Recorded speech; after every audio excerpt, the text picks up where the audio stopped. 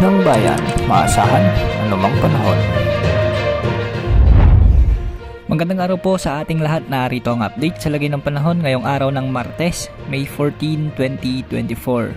Sa ngayon ay patuloy na makakaapekto ang mainit na easterlies sa ating bansa, samantalang may frontal system naman na makakaapekto sa bahagi ng Batanes. Mamayang hapon ay posibleng makaranas ang maraming lugar ng localized thunderstorms na magdadala ng mga pag-ulan sa maraming lugar. Ngayong araw ay asahan pa rin ang maaliwalas na panahon dahil sa epekto ng easterlies. Maraming lugar pa rin ang nasa danger level ang heat index at posibleng pumalo ang pinakamataas na heat index ngayong araw na 47 degrees Celsius sa Dagupan City, Pangasinan at 46 degrees Celsius naman sa Virac, Catanduanes at Pili, Camarines Sur.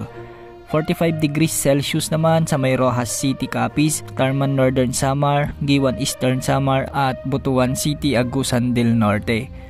Papalo naman sa 44 degrees Celsius sa Lawag City, Ilocos Norte, Bacnotan, La Union, San Jose Occidental, Mindoro, Puerto Princesa City, Palawan, Cuyo, Palawan, Masbate City at Iloilo City. Ngayong araw posibleng makaranas ng mga pag-ulan ang maraming lugar sa Luzon pagsapit ng hapon o gabi dahil sa mga localized thunderstorms, particular sa northern at central Luzon. Makakaranas ng mga pag-ulan mamayang hapon ang bahagi ng Apayao, Kalinga, Mountain Province, Benguet, Isabela at Quirino. May mga pag-ulan din sa bahagi ng Nueva Vizcaya, Nueva Ecija, Tarlac, Pangasinan, La Union, Zambales, Pampanga, Bulacan, Cavite, Laguna, Rizal at Quezon. Posible rin ang mga pag-ulan sa bahagi ng Mindoro Provinces at sa Metro Manila. Sa Visayas ay may mga inaasahan ding thunderstorms pagsapit ng hapon o gabi sa may Samar, Capiz, Palawan at sa Negros Provinces. Ganitong panahon din ang aasahan sa bahagi ng Mindanao lalo na sa Zamboanga Peninsula at Soxargen.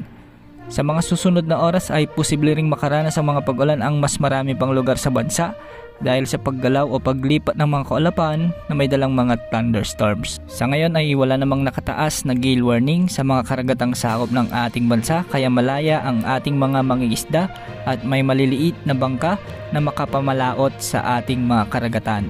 Samantala patuloy nating minomonitor ang cloud cluster na nasa malayong silangan ng ating bansa at ito ay isang intertropical convergence zone at hindi naman inaalis ang pag-asa ang posibilidad na mamuo ito bilang low pressure area o worst case scenario ay bagyo sa mga susunod na araw o linggo.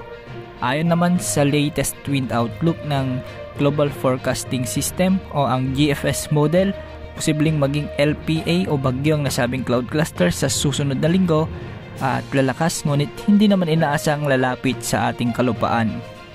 Posible pang maraming pagbabago dito kaya patuloy nating i-monitor at magbibigay ng update ukol dito.